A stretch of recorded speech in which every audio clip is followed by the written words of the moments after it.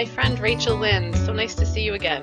Thank you for being on the Be Love podcast again, this time with a little bit more of a focus on this earth home that we share. Thank you for being a part of this series that I'm putting on with the Social Justice Committee. I believe the title is Spiritual Ecology, Wisdom for a Changing Planet. So we can start anywhere. I know you have so much wisdom to bring. And the question that's been emerging in me as to pose to start us off is just, with the wisdom you have gained over your years of life and your study and your learning and what's coming through right now for you, how are you or / we being called to shift in our sense of how we relate to our planet home? How does that question land with you? It feels like we're being called to shift, and I'm wondering how you might describe that. Absolutely, and on every level. Yeah. Any place we could possibly talk about, whatever scale of humanity or planet, whatever, down to the cellular level. We are a little planet ourselves, host to billions of beings. The microbiome, it just sort of, it transcends all the scales. And the scale I'm thinking of is like engineer scale, like a map scale. But I also think this is the justice scale as well. So when I look at living systems approach to, say, leadership and organizational development, I always try to have some grasp of complexity, but I love to work at the individual level, the group level, and then the larger system that everybody's identified. And at every level, there's different leverage. There's learning for everyone. And everyone's in a different place without all of that. Thank goodness for that. And is there also a through line or a thread that is I think the it's same life. on every level? I think it's life. Yeah.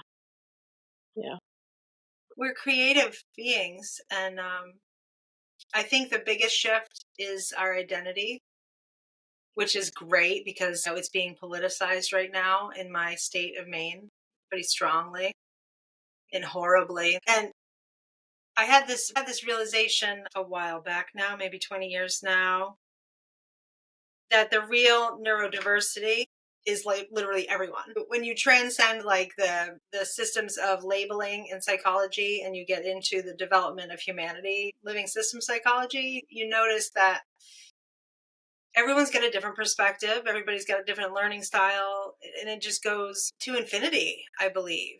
And so like I take great solace in knowing that I don't have to solve the problems and be a hero for this moment. I'm a climate activist. I love collaborating with other people on how to express the urgency of the moment and how to advocate for not just myself and my community, but the trees and the waters. And I find that and so if we shift from our ego, then we don't have to be heroes, and we don't have to find a hero either. And we don't have to be right about what's happening and how wrong it is. I really feel like a lot of the spiritual teachings that I have read are in Buddhism, suffering is connected to attachment. And if you're attached to what you think reality is, then that's a recipe for suffering. So I love the whole idea that we get recharged outside in nature. We get resourced with our feet on the ground and the fresh air and all of those little remarks we make about the weather. It's such a quiet little ritual to say hey, are you noticing? Are you listening? And most people aren't, they're talking about what they saw on the Weather Channel. Right. But, like on a group level, climate, I was on the Maine Climate Resilience Partnership program for a number of years, working with towns in Maine to join the climate action plan for the state. And I come to that place from a real passion for the soil and the water and the air and the food system and the economy, distributive, local. And I knew that I had to meet people where they were at. So I did a lot of listening, and I noticed that it was hard for people to get out of their way of doing business. So it was the first time in history that climate action had been funded in my lifetime. Like, I was like, okay, climate action is being funded. This is interesting. I go to the first meeting, I go to every meeting. I got to hear what's going on. And people were attached to, how can we get the money? How can we get the grant? What's the lowest hanging fruit?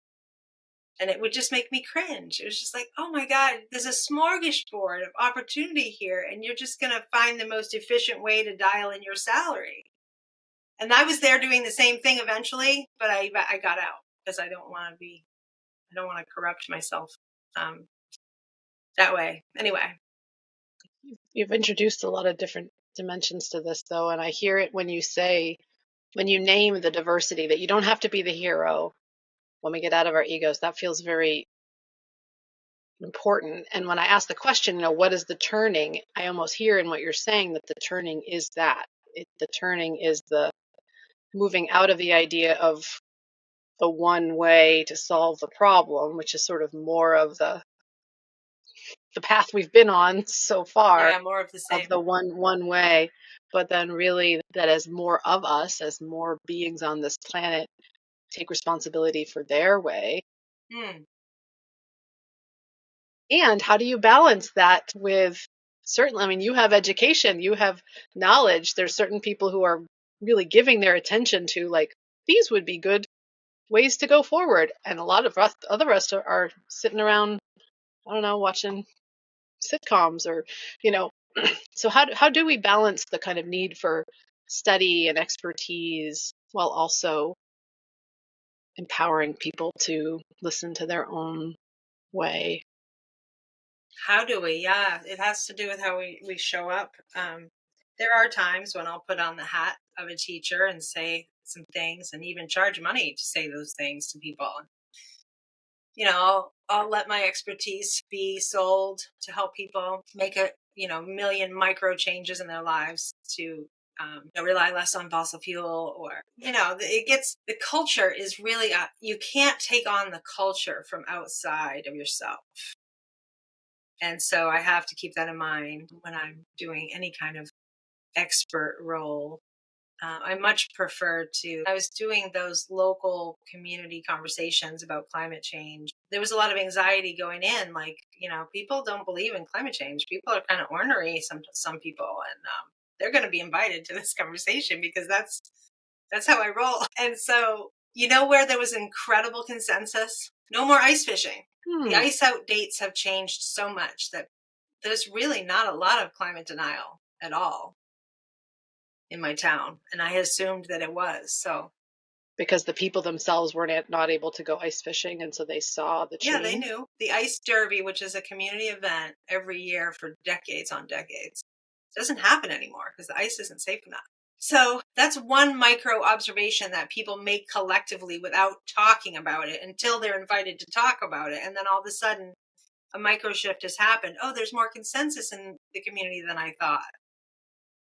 And then it becomes, okay, where else can we find consensus? And there's always something that, I love that cooperative management has some pretty cool perspectives on group leadership and collective leadership, right? So, if we're using consensus, if it's not your way and it's not my way, and we've been talking about it for a while, can we trust enough that there's a third way and we haven't found it yet? Can we invite more people to the table until we get a micro shift in perspective that we need to move forward? And then there's that reminds me of Jean Houston. You know Jean Houston? I do, yes. I do love Jean Houston. Yes. She's incredible. But she was hospice care for Margaret Mead. Mm-hmm. And Margaret Mead, the one, my famous quote, the quote I love: never underestimate the power of a small group of people to change the world. It's the only thing that ever has. Mm-hmm. I love that. Anyway, in her last years, she told Jean, you have to go to this village in Africa because when they have a conflict, I want you to understand what's happening when they have a conflict. And Jean's a way better storyteller than me on this, but she goes to the village and she observes that when they have a conflict, they all come into the village and talk about it one time. Then they don't talk about it. They have a dance party, drumming, just they raise the spirits. They bring all the ancestors around. And then they say nothing. They go to bed. They don't sit there picking over it. They don't identify with a side or a different side or both sides. You know how that is the most compassionate Western way to do it. They go to bed, they go to sleep, and then they wake up. One person in the village knows what to do. Or all of them do. But in the morning, they know. That sounds beautiful. There sounds like there's so much wisdom in that. And I love that we're talking about how to care for our earth home, and we're immediately starting and sitting with how do we communicate with each other, because one of us is not going to be able to singularly care for our earth home. And so it sounds like there's really, to be able to do that, the central need is to be able to care for each other, to communicate and to collaborate and to listen. And that can be social, but it can be ecological too. Say more about that. Well, I come from an Anglo-Saxon based culture, but my ancestors before them were Druids, and they would sense the green man in the woods, and they would, be more indigenous about their days. And communication was happening constantly, biologically, spiritually, biologically, at once, without question, without a whole lot of academic words, like hardly any English. So I feel like that, if you need to be communicating, it's not just with each other, and it's not just talking. Communicating with the earth itself. Yeah. And being communicated with. I mean, why is it that the earth makes us sleep for half of our lives? Why do we need to do that? I mean, I love the movie Avatar because it's evocative of some of these important tetherings that we have to life on the planet. Yeah. I resonate with that. And that's the other element of, ask the question about where's the role of expertise. Oh, yeah. And there's a role for expertise, and there seems like there's an awareness now that all the experts in the world are not going to necessarily solve this moment, because all that's happening is sometimes a battleground around what's the truth from that kind of materialistic perspective. Yeah. Whereas talking with the trees and kind of reconnecting ourselves to the earth elicits a sacredness that just inherently will likely change the way we behave. Yeah. I mean, do you feel like that's part of what has gotten us to this crisis moment, has been the disconnection between our human selves and our kind of we separate ourselves from it, right? The environment, and then there's us. Well, a great deal of expertise and power created this separation. Yeah. Construct. So I think in some respects it's pretty deep seated. Yeah. But unequivocally in my mind it's trauma. I mean, however it expresses, in multitudes of ways that it expresses, it is traumatic to not be connected to your source of life. Your home. Yeah. I think that's so important to name. And I think it's one of the reasons sometimes, I mean, it's probably, I guess, it's a suspicion that some of us maybe want to deny climate change, or we can't just go to, let's do better. Like, we can't just shift from how we have been traumatized and alienated and separated to, let's do better. Like, there's something that has to happen in between those two. And it sounds like it's a grieving, it's a healing, a reconnecting. And that part that's a hard part. I think a lot of people don't want to go to that trauma. And certainly, and honestly, when I was looking for people to interview, a couple of the people I reached out to who've been working in environmental work for a long time they've given up. They're kind of in a hopeless place, that there's just no hope, and they don't really want to talk about it because they were in that advocacy role for so long, that coming to that realization that advocacy isn't necessarily going to bear the results that they had hoped is creating a lot of despair. And that is a very interesting phenomenon. I mean, I have a lot of compassion for that. And it's who they think they were in that role that is also grief worthy. Yeah. And if you can realize that's part of your grief, then you can shift it faster. In my experience, I've lost a lot of who I was. Every time you leave a group of people, you're untethered to who you were, unless you have this deep sense of being, I am a human being walking on the planet right now. I am breathing the air that this first human breathed. And that is a heart-filling meditation. Yeah. But yeah, I mean, there's a lot of ego in activism. Not going to lie about that. I find it. And expertise is so overrated that I actually believe it's part of the problem. Mm. It invites people to abdicate their own power and agency. So I feel like the crisis of agency around climate change is even more important than to address than, greenhouse gas emissions by a long shot. Like I do not care about greenhouse gas emissions. Interesting. I feel like that's a politicized part of it. And that when in fact the resource that is fossil fuels has led to so much bad design in this world, like the same as having experts make decisions without the whole system's perspective. People get harmed. Charity, without that love of knowing the other, does not, what was it, charity and faith in Swedenborg? Faith and charity, love and wisdom, Love and wisdom. Okay, have to be united. Yeah, I love those layers, but the charity that I learned about in the Swedenborgian context was a little bit different than the charities that identify themselves as charities in the world. Yes.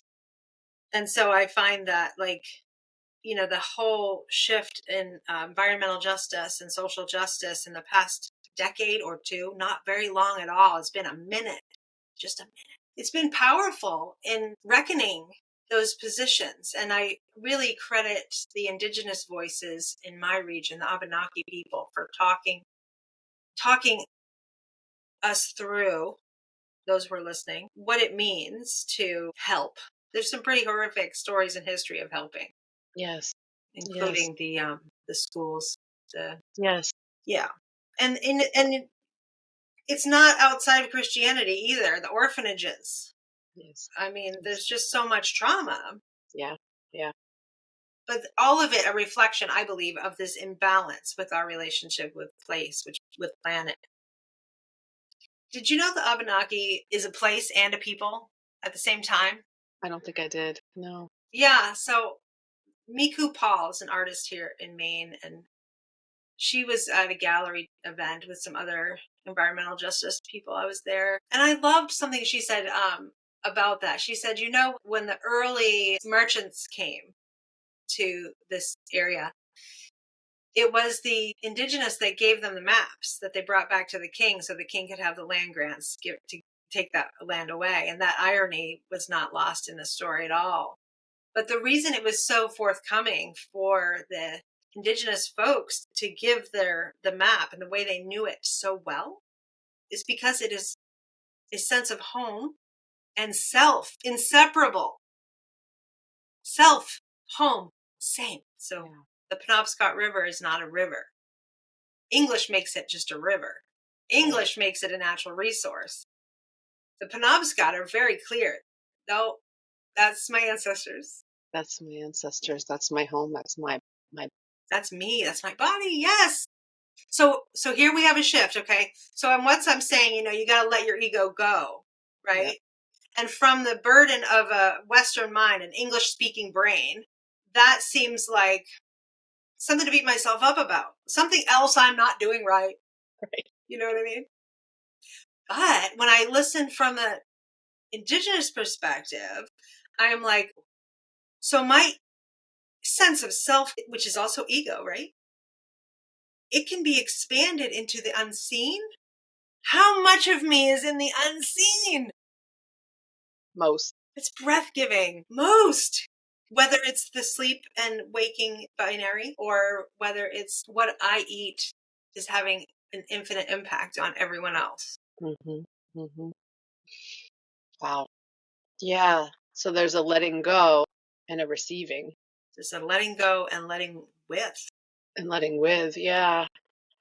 Yes. And then I often think, just listening to you, especially thinking about like how the things I eat affect other people. And honestly, I just had a hot dog a couple hours ago and some Cheetos. I live with two small children. I'm so aware that my ecosystem is so imperfect. The ecosystem of my home, my family, and I want, like, what, a good Westerner, want to like beat myself up about it, Yeah.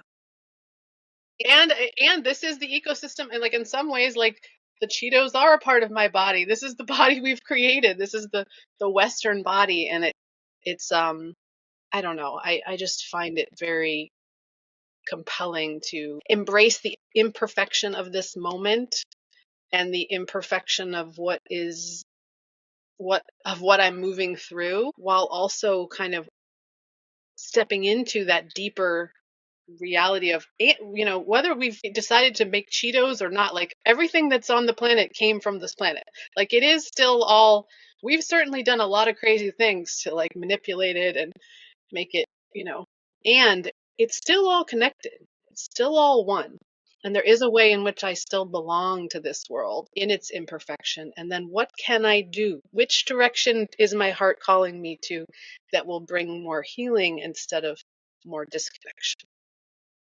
And I wonder if you might say a bit about, maybe just for you personally, because I love the way you're naming it, so a diverse field, but how are you finding your direction right now? Well, I noticed like I have not stopped shaming myself for my choices. However, I notice more and more and I let it go more and more. So the work isn't done there. But I find when I take food and I'm mindful about it and I thank all of the hands that touched it and all of the ecological processes that made it possible. And this is where I lean heavy into my so-called knowledge, expertise, wisdom. Nobody's watching, so I don't mind. But it's the extent that I can watch, and I can be thankful at how much energy went into my meal. When I know the farmer and by name, it's amazing. It makes me giggle, it makes me happy. When I don't know the farmer, but it was still whole food, it's simpler to cover every base about the path of that food to my body. And when I think about that, like that's not every meal. That's not every meal. But when it is that meal, at least once a day, I'm a better human for other people. I think about like, to bring it back to like the larger systems of the Abenaki, when they have a meal from, fishing on the river that is home, the gratitude is entirely expressed. And so it feels like like for me and maybe for them and maybe not, but the closer it comes to a simple prayer, the simpler the prayer can be. But when I have Cheetos, and if I decide I'm going to be mindful about having that Cheeto, like my mind kind of races around looking for the context of where that Cheeto came from. And I think that's part of my learning, because I want to have a coherence in my being. In the state of chaos and complexity, I want to be coherent. So if I'm bringing mindfulness, that's helpful for me to be coherent. And if I'm struggling to know, if my expertise doesn't apply, like I've never been to the Cheeto factory, if it was ever on a Sesame Street, I might have enough imagination to get through it. But Yeah. like, I think I can do it for ketchup because of Sesame Yeah. Street. Yeah. Yeah, it's harder to be grateful for it. Yes. It's I more can't name one person or one right. group that was responsible for that. But I can thank like the shopkeeper, the designer of the food, that like there are always people that you can imagine. Yeah. Yeah. Yeah. Put that So for intention. me, the direction is coherence. Can I bring myself to the present moment more consistently? Whatever's happening, whatever you're involved in. It does. I mean, that's my going theory is if we all could do that, how much would change, and it wouldn't be changing from a here's the expertise and we're all conforming to it. But I definitely believe like when we're in the present moment, we're more conscious, we're more aware, we're more thoughtful, we're not grasping and trying to escape. And I'm very moved by what you share about the Abenaki. And I think one of the places I sometimes go is why can't I have that? Like I want to be tied to the land. I want to be in the community and have that sense of place, And at this point on this planet, there's a very small percentage of humans that still have that sense of connection and community. Thank God they do. So how do we get, I mean, are we going to be called to go back to that? What Of do course you we think? are. We're all going into the ground. I mean, I recommend Yeah. non-cremation for that purpose. So at some point we'll belong back to the earth because we'll be buried in it. Yeah, I mean, your longing is being heard by God. Mm. Right? You like your desire is only postponed by the neediness of it. That's what they say anyway. The Is that your shame is experience? a big one though. You can't, like, I don't think we can manifest much, whether it is in, like, potent advocacy for the planet, or policy work, or changing our lives personally to be more of a producer than a consumer. Like, that's a huge shift. Being more affirming than negative, being more producer than consumer. Like, these are micro shifts, but they would be profound. Like, I feel like there's a big profound shift happening right now that's indiscernible. It's in that darkness. It's in that unknown place. Call it a sleeping place. Call it a collective dream that we can't talk about because it's not on social media. It's in our biological media. I sense that as well. And it's hard to sense something that can't be spoken and then speak about it That's right. and to know when to speak. But I do sense that it's one of the things that gives me a little bit of hope in this incredibly trying political moment, that it does feel like maybe it's helping a little more consciousness emerge as we sort of, I don't know. It's nothing like suffering to kind of wake people up. There's nothing like suffering and hardship to bring people out of their homes and to like notice their neighbors and wonder, And I think of your comments about the pitfalls of expertise. Sometimes I think there's a pitfall of like, well, they're taking care of all of this and I don't have to, or this. Saviorism. Yeah, yeah, yeah. I think it's really lovely that through our experiences, trials they are, we get to become clearer about what's important. And we had this experience during the pandemic where people just got really clear about what was important to them. And then because of the lockdowns and the changes to society's order that were so rapid, people changed their lives. A lot of them did really cool projects. Yeah, yeah. That was, I think, a eye opener for me, because I remember grieving, like, the state of health of all the people on the planet is definitely a factor in this pandemic, but we're not going to talk about that because that isn't the vernacular that the common media, I guess I'll say the media, all of it, social and otherwise, is able to access. Like, that was a while ago, and today I feel like English language itself is a barrier to really talking about what matters. And so, to the extent that we are being challenged, we are clarifying what is our heart desires, and we have no obligation to suffer this. Other than it's familiar. That's what I keep coming back to. I keep going like, we could be doing anything. We could live in any possible configuration we want. We could do whatever we want.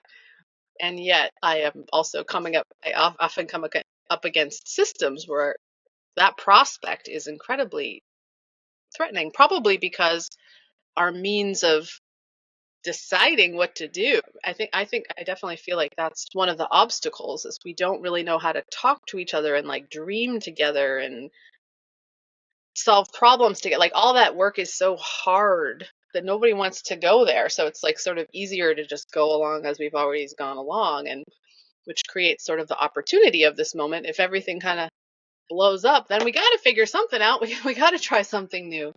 We're kind of forced to. Yeah. So I've been living in this house for 3 years, and the landscape has never, like, since they built the house, nothing has been done. Somebody pushed some rocks around and made a wall, but like, I came to a disturbed, a healing landscape, and I haven't done a lot to help it heal at all. And I just moved a lot. And I don't own the land either. So that's all. There's like layers and layers of why I haven't done anything. But I'll tell you what, in the past 2 weeks, I have been in gear. I shifted right into gear, and I have a friend with a backhoe coming tomorrow morning, because it's time to put the organic matter in order and bring some coherence to this place. And I say that I say it like with my whole being. It is time to bring coherence to this place. And I can do that in this way. I can do that with this rotting wood. I can do that with this pile of rocks. I can do that with this plant material. And while I'm doing that, the larger system is aware of me doing that. I don't need to do it for attention, but it's different than attention. But I am trying to be at attention to this life. Yeah, no, I can hear it. I appreciate that it took some time for you to be ready. That comforts me, because I think, again, it's sort of the Western, like, well, if you see the problem, you got to fix the problem, and there, if you don't fix it, then you're lazy or whatever. And shame. and There's allowing, so much shame and guilt. There's so much shame and guilt, but allowing that that incubation period, that time, and then when you're ready to act, you act, and you act in relationship with the world with which you act. You'll be back there with the backhoe, and you'll be a part of the natural environment that is engaging in a process of change, of transformation, based on your expertise, your knowledge, your relationship, and then your own energy cycle, which I think is another one about this moment. I feel like part of this below the surface, something is shifting. I think that it's like when you're pregnant, the first couple months of pregnancy, you're so tired, but nobody knows that you're pregnant because it's just this little thing happening inside. I feel tired a lot. I feel like a lot of us are kind of exhausted because there's like something is shifting on the inside, but it hasn't quite shown itself yet. Right. And then so easy to go to, let's feel ashamed that we're tired, instead of like allowing the rest periods, and the quiet.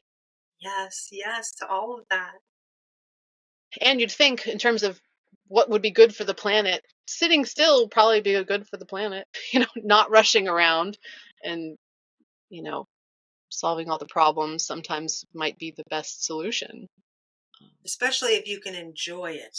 Yeah. If you enjoy that, do that. Right? What helps you to release the shame? Do you have a process, or? Recognizing it as shame. Yeah. I spent most of my adult life being hard on myself, Sage. Yeah.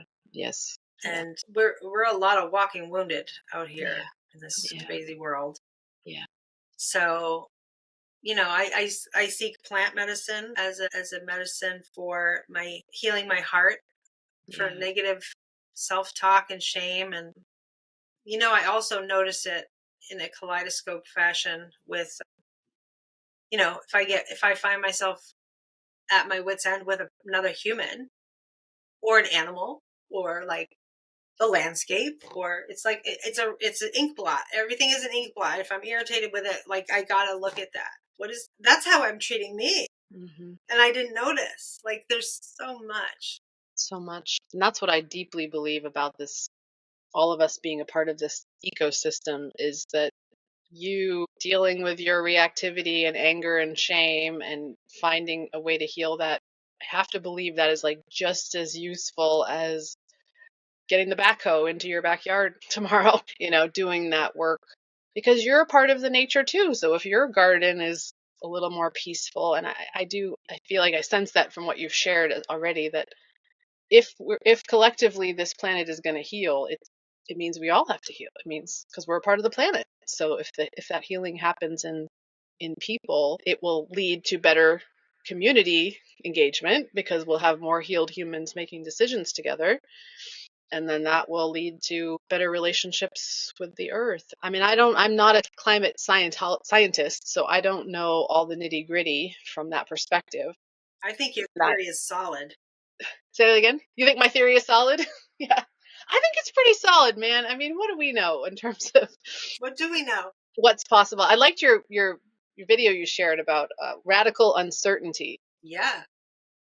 I wonder if you want to share a little bit about that. But yeah, that willingness to say we don't know, but we do know a little bit about what feels good on the inside, like, and Yeah. what helps us to get to come to our own healing. Yeah, one of the ways that I am hard on myself is when I think I know. I think I know something you don't know. Yeah, Or I think I know history better than somebody else knows history. Or yeah, I think there's a better way to load the dishwasher. Like, yeah, it's every facet of life. yeah, But when somebody's driving badly on the road, there's so many ways to practice radical uncertainty. I like to apply it to climate change because there might be a lot of good outcomes. I mean, even in the past few weeks, I see some pretty really some serious disruptions in the economy and in the political system of the United States and the world. And I don't know that it's all going to be bad.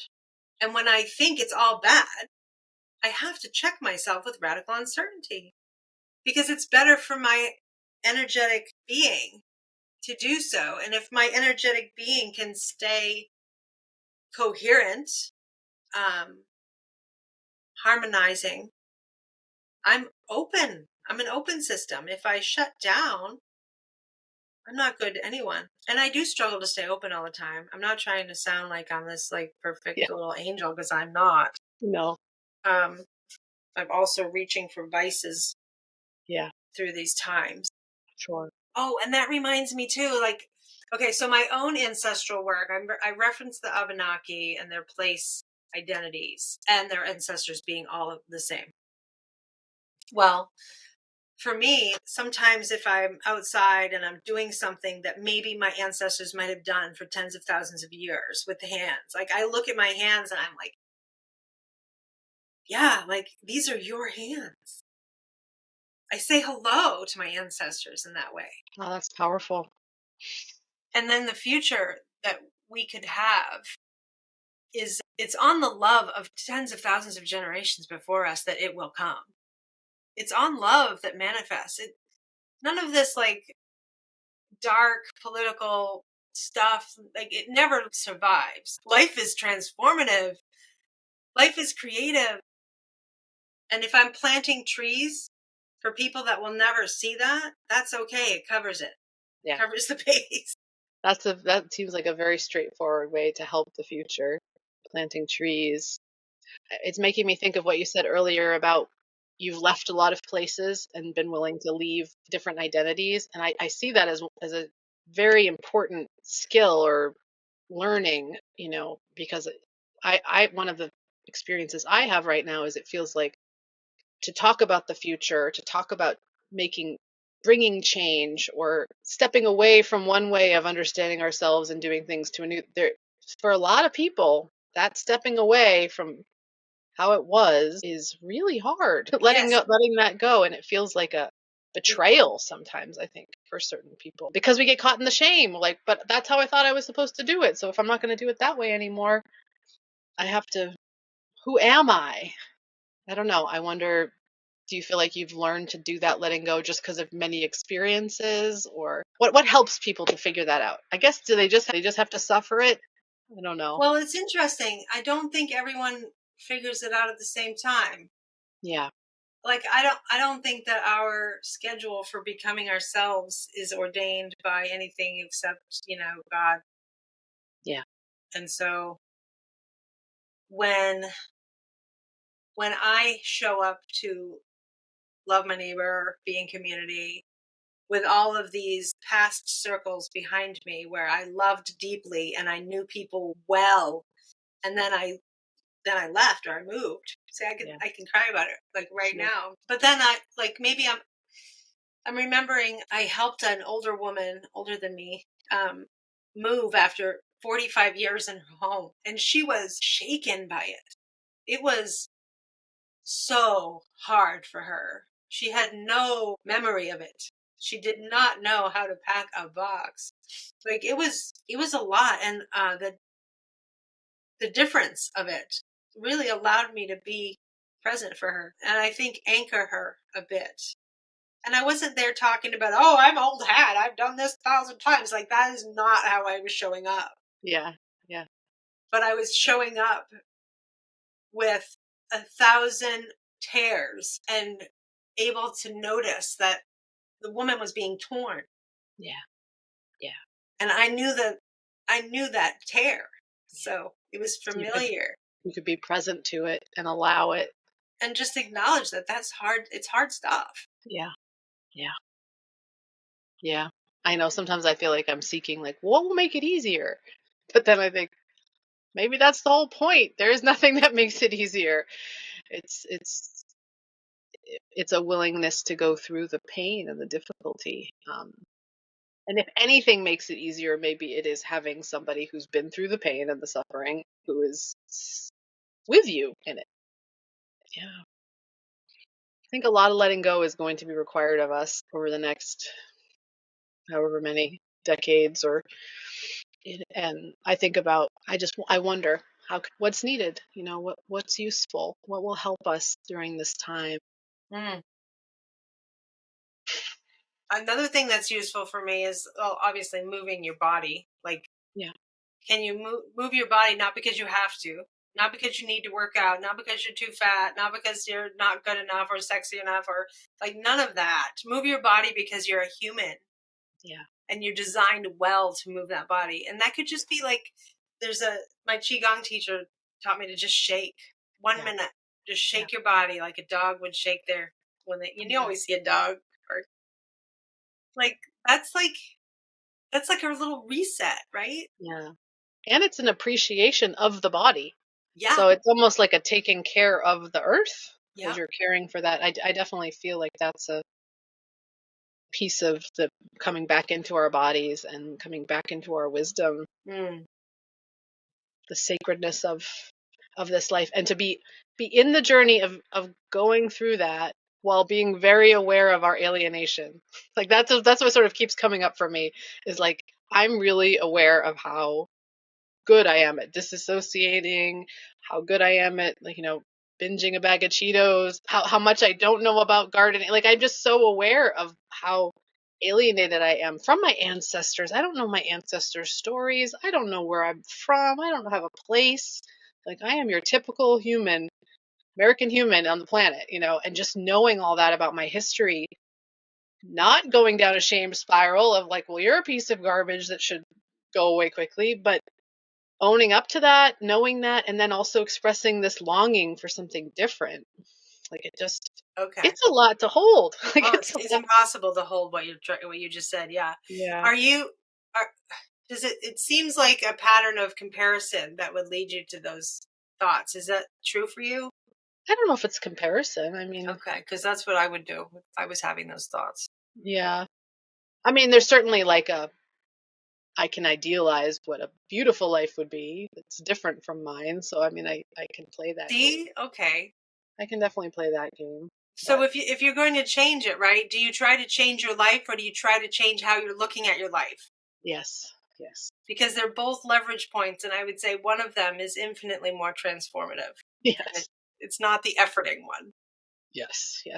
No, I'm always trying. I mean, that's my whole effort, is to be loving with this whole big mess that I've just named. Like I named that mess, and that's real. I mean, I think it is real. Like the things I've named are real. They're aspects of my story.